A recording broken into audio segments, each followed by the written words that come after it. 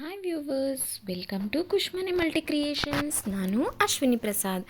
ಇವತ್ತಿನ recipe double ಕಲರಲ್ಲಿ ಮಕ್ಕಳಿಗೆ ಇಷ್ಟ ಆಗೋ ಥರ ಕಲರಲ್ಲಿ ಚಪಾತಿ ಹೇಗೆ ಮಾಡೋದು, ಹೆಲ್ದಿಯಾಗಿ ಹೇಗೆ ಮಾಡೋದು ಅನ್ನೋದನ್ನು ತೋರಿಸ್ಕೊಡ್ತಾ ಇದ್ದೀನಿ. ಅದಕ್ಕೆ ಬೇಕಾಗಿರುವಂಥ ಇಂಗ್ರೀಡಿಯೆಂಟ್ಸ್ ಜೊತೆ ಹೇಗೆ ಮಾಡೋದು ಅಂತ ತೋರಿಸ್ಕೊಡ್ತಾ ಇದ್ದೀನಿ.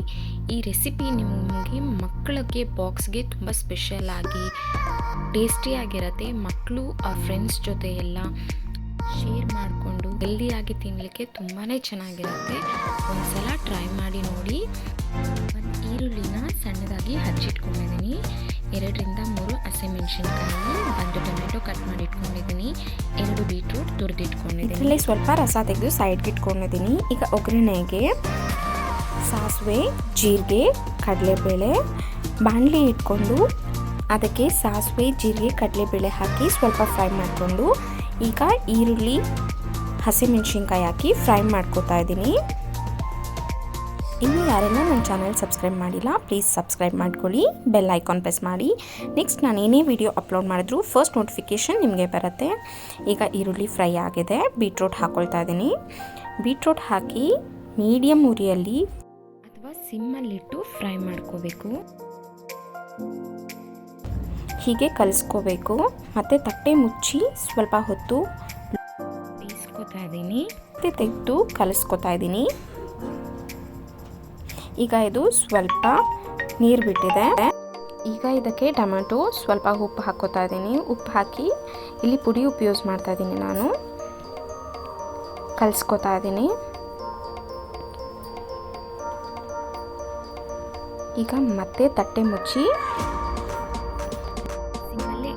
ಫ್ರೈ ಮಾಡ್ಕೊಳ್ತಾ ಬರಬೇಕು. ಸಿಮ್ಮಲ್ಲೇ ಇಟ್ಟು ಫ್ರೈ ಮಾಡ್ಕೊಳ್ಳೋದ್ರಿಂದ ನೀರು ಹಾಕಿ ಬೇಯಿಸ್ಕೊಳ್ಳೋ ಅವಶ್ಯಕತೆ ಇಲ್ಲ. ಒಂದ್ಸಲ ಪ್ಲೇಟ್ ತೆಗೆದು ಕಲಸಿ ಫ್ರೈ ಮಾಡಿ ಇಟ್ಕೋಬೇಕು. ಈಗ ಇದು ಫ್ರೈ ಆಗಿದೆ, ಇದು ಕಂಪ್ಲೀಟ್ ಆಗಿದೆ. ಈಗ ಗ್ಯಾಸ್ ಆಫ್ ಮಾಡ್ತಿದ್ದೀನಿ. ಈಗ ಒಂದು ಜಾರಿಗೆ ಸ್ವಲ್ಪ ಜೀರಿಗೆ ಹಾಕ್ಕೋತಾ ಇದ್ದೀನಿ. ಮೊದಲೇ ಬೇಯಿಸಿ ಇಟ್ಕೊಂಡಿದ್ದಂತಹ 1 ಕಟ್ ಪಾಲಕ್ನ ಜಾರಿಗೆ ಹಾಕ್ಕೋತಾ ಇದ್ದೀನಿ. ಈಗ 2 ಹಸಿಮೆಣಸಿನಕಾಯಿ ಇದ್ದೀನಿ. ಮೊದಲೇ ತೆಗೆದಿಟ್ಟಂತಹ ಬೀಟ್ರೂಟ್ ಜ್ಯೂಸು. ಈಗ ಇದು ಪಾಲಕ್ನ ರುಬ್ಕೊಂಡಿರೋವಂಥದ್ದು.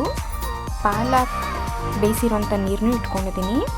ಈಗ ಅರ್ಧ ಕಪ್ ಗೋಧಿ ಹಿಟ್ಟಿಗೆ ಸ್ವಲ್ಪ ಉಪ್ಪು ಹಾಕಿ ಕಲಿಸ್ಕೊಂಡು ಬೀಟ್ರೂಟ್ ಜ್ಯೂಸನ್ನ ಇದಕ್ಕೆ ಹಾಕಿ ಕಲಿಸ್ಕೊತಾ ಇದ್ದೀನಿ. ಚಪಾತಿ ಹಿಟ್ಟಿನ ಹದಕ್ಕೆ ಇದನ್ನು ಕಲಿಸ್ಕೋಬೇಕು. ಈಗ ಸ್ವಲ್ಪ ಎಣ್ಣೆ ಹಾಕಿ ಕಲಸಿ ಸೈಡ್ಗೆ ಇಟ್ಕೋತಾ ಇದ್ದೀನಿ. ಇನ್ನೂ ಅರ್ಧ ಕಪ್ ಗೋಧಿ ಹಿಟ್ಟಿಗೆ ಪಾಲಕ್ ರುಬ್ಬಿರೋದನ್ನು ಹಾಕ್ಕೊಂಡು ಕಲಸಿಟ್ಕೋತಾ ಇದ್ದೀನಿ ಚಪಾತಿ ಹಿಟ್ಟಿನ ಅದಕ್ಕೆ. ಈಗ ಇವೆರಡನ್ನೂ ಮಿಕ್ಸ್ ಮಾಡಿ ಚಪಾತಿ ಲಟ್ಟಿಸ್ಕೋತಾ ಇದ್ದೀನಿ. ಲಟ್ಟಿಸ್ಕೊಂಡಾಗ ಹೀಗೆ ಬರುತ್ತೆ. ಇದನ್ನು ಹೆಂಚು ಮೇಲೆ ಹಾಕಿ ಚಪಾತಿ ಸುಡೋ ಥರ 2 ಕಡೆ ಸುಟ್ಕೋಬೇಕು. ಈಗ ನಾನು 2 ಕಡೆ ಸುಟ್ಕೊಂಡು ಆದಮೇಲೆ ಹೀಗಾಗಿದೆ ಚಪಾತಿ. ಮಕ್ಕಳಿಗೆ ತುಂಬ ಇಷ್ಟ ಆಗುತ್ತೆ, ಡಬಲ್ ಕಲರಲ್ಲಿ ಮತ್ತು ಹೆಲ್ದಿಯಾಗೂ ಇರುತ್ತೆ.